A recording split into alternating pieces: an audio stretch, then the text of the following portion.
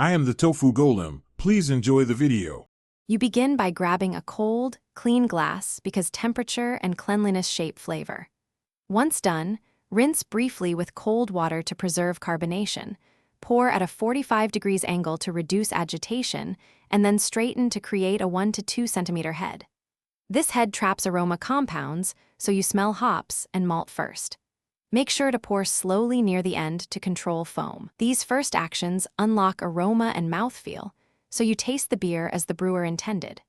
Once the beer is in the glass, consider aroma and balance because smell drives taste. If aromas feel closed, warm it slightly by cupping the glass in your hand for 30 to 60 seconds. This releases volatile oils. Then swirl gently to lift aromatics to the rim without forcing oxygen into the beer.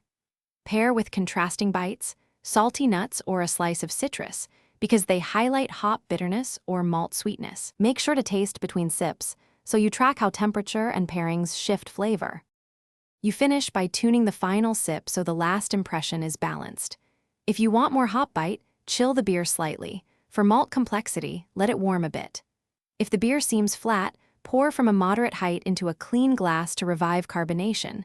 If it tastes cardboardy or stale, stop and switch bottles. Oxidation is irreversible. Make sure to note temperature, glass type, and pairing that worked, so you replicate successes next time and avoid repeat mistakes. Thanks for watching. Consider subscribing if we helped you today.